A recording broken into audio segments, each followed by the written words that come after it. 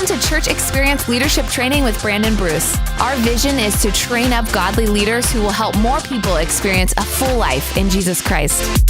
So let's jump into this month's leadership training. Well, hey leaders, this month we're going to talk about doing whatever it takes. You know, I've been a surfer for most of my life, and if there's one thing that I've learned from surfing is that if you want to ride the waves, especially the big ones, then you have to fight through the waves. So you have to get out to the lineup. You have to get out beyond the waves so that you can ride the waves into the shore. And the waves are relentless. They are always coming at you. You know, the same is true in leadership.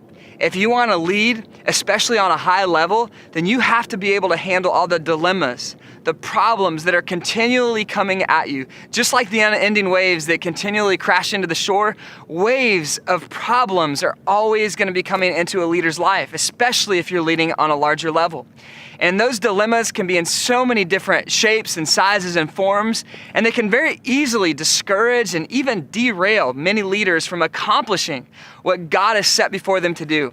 And as a leader, I want you to achieve all that God has called you to do in your group and your serving team and whatever it is that God has assigned you to lead in these days.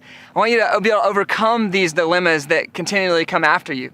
But they'll cause pain in your life from time to time. Sometimes it's emotional pain. Sometimes it's just physical exhaustion, whatever it may be. But that's going to be a norm for someone who is a leader. And those dilemmas, you know, they're not new to us. The early church faced them. In fact, if I could read from 1 Corinthians chapter 4, it says, "To this very hour we go hungry and thirsty. We're in rags. We're brutally treated. We are homeless. We work hard with our hands. When we are cursed, we bless. When we are persecuted, we endure it. When we are slandered, we answer kindly. We have become the scum of the earth, the garbage of the world," right up to this very moment. So this tells us that the early church set forth an example for us of what it would be like to follow Jesus, that it would not always be easy, that to fulfill our calling, we're going to have to do literally whatever it takes to honor God in that calling and push through the dilemmas. But when those dilemmas cause that pain in our life, it can cause us to give up.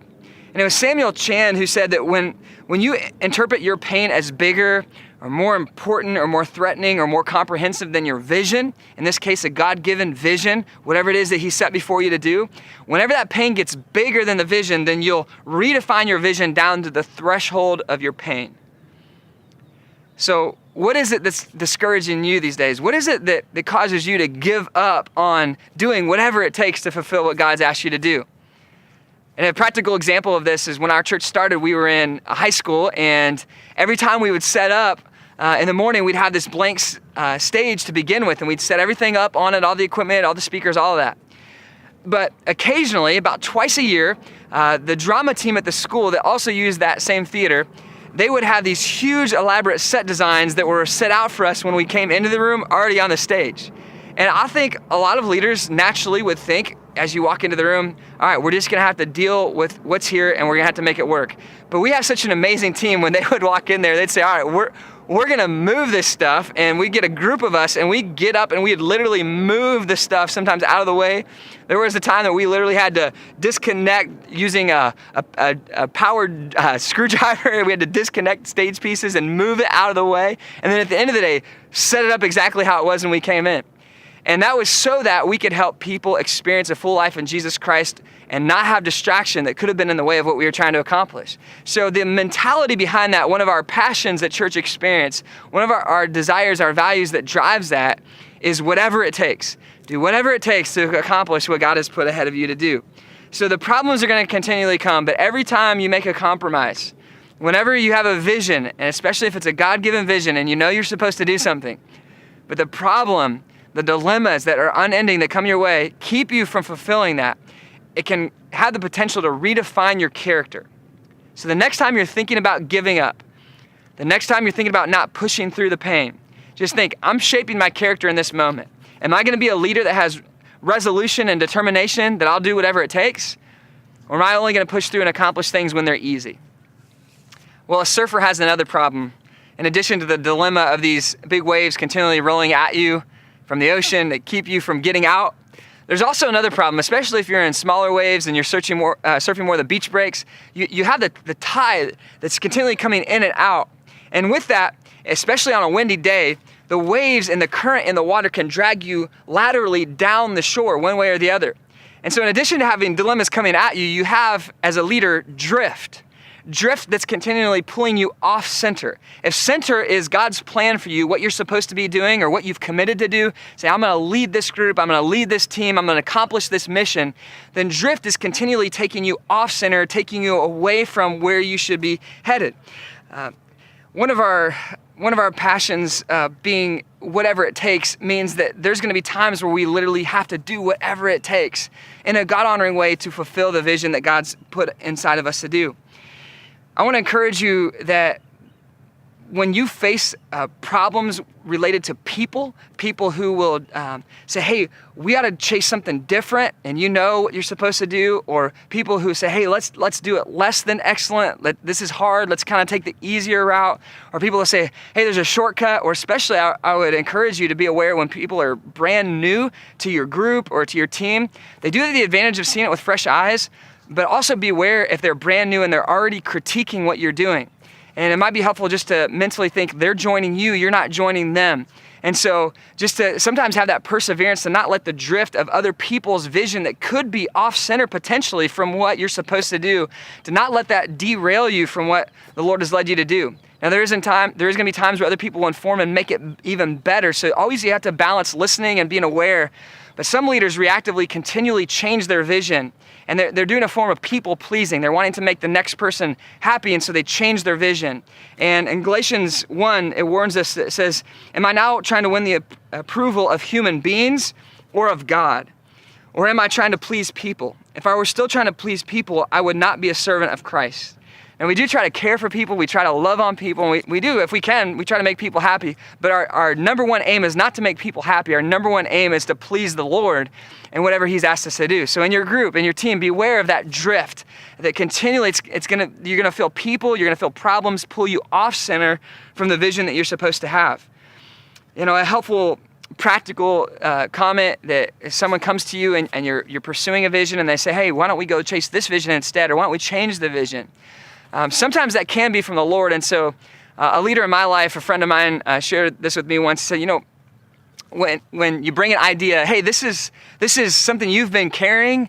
And so, you know, I want to value that and take some time to wrestle through it, but it's new to me. And so I need some time to pray about it and think about it. So if you could just give me a little time to think about it, and then I'll get back to you. As a leader, that's a really helpful response for you just to have in your pocket when people sometimes blindside you with huge ideas or massive shifts or massive changes, and you haven't had time to process it with the Lord. Just say, hey, let me get back to you on that. Another one is sometimes you're going to have to make a hard call and stick with the vision for what you're leading. And someone might not like it. And so we have a tendency to be really overly apologetic as leaders because we do care about people, we love people. And so I'm really sorry about this. But the reality is that you shouldn't apologize for something God's called you to take a firm stand on. But what's helpful, as Dan Ryland has shared in one of his leadership articles that so many of us read at CE, he said, you know, don't apologize about the decision, but say, I'm sorry this disappoints you. And so it allows you to still care and be apologetic and caring for that person. I'm really sorry this disappoints you. Care on them, love on them, but don't apologize for the decision if you know it's one that you're supposed to make. Finally, at 12 Stone, they have a phrase that they share with their leaders as they're coming into the church. And this might be helpful for you to take into your team and to your groups. They say, you earn the right to share your opinion first by learning how to do what we do and then and understanding it. And then you have the right to speak into it. They said, choose to discover what is right here first, than rather what is wrong. If you look for what's wrong, you'll find it. If you look for what's right, you'll find it. What you see says more about you than it does about us, because we choose to see the best in you. And so maybe that's something that you could just carry into whatever it is that you're leading, as those people that come into your life and tend to pull you into other directions, and that drift that can come. It's just to help remind you that you can see good and bad in any vision, any group, any team. And so when you get critique, that's going to happen, and learn from it. Take the meat, but you'll have to spit out the bones sometimes as well. Finally, my father-in-law passed on to me a book by Danny Meyer, and it's called Setting the Table. And it's from the founder of Shake Shack. He also founded some famous restaurants in New York City. And he tells a story of a time that a mentor of his set him down at a table. And he said, Danny, put the salt shaker in the center of the table. So Danny took the salt shaker and he put it right square in the center of the table. Well, his mentor took the salt shaker and put it off to one of the corners. And he said, all right, Danny, is that the center? Danny said, no, that's not the center. And he said, okay, we'll put it back in center. So he takes it and he puts it back in center.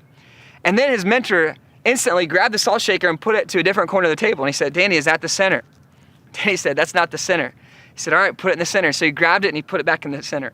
Several times he did this. He proceeded to take it and put it off center and then put it back on center. And he said, Danny, as a leader, you're continually going to have people and problems come up in your life that pull you off center. And your job as a leader is to always put the salt shaker back on center. You define center as the leader. And I would say as followers of Jesus that he has defined center. He's the one that's defined center for us, and we're following his lead. He's the head of the church. But as he entrusts you with responsibility, it's your job as a leader under his leadership to define what that center is and what he's called you to do. And there's regularly going to be times where you feel the drift. It might be a personal drift of discouragement, the problems that come at you, the dilemmas, to go off center and to settle for that. You know what? That's good enough, or that's okay, or it wasn't what I was supposed to do or what I had in mind, but we'll just deal with that. The moment that you stop doing that, you stop leading. As a leader, you got to continually put it back on center. This is what I believe in my heart that Jesus wants us to do. And you always pray that through, and you search Scripture, and you never contradict Scripture, and you get Christian advice, and you understand that sometimes you're going to be wrong, but as PK once told me, you follow God's last lead until he gives you a new lead. And so whatever it is he's called you to do these days, leaders, I hope that you will keep putting it on center despite the dilemmas, despite the drift, that you'll keep it on center, that you'll do whatever it takes to fulfill the mission that God's given you to do. And I hope that together we'll lead on. Thanks for watching this month's Leadership Training with Brandon Bruce. If you're not familiar with our ministry, you can learn more at churchexperience.tv.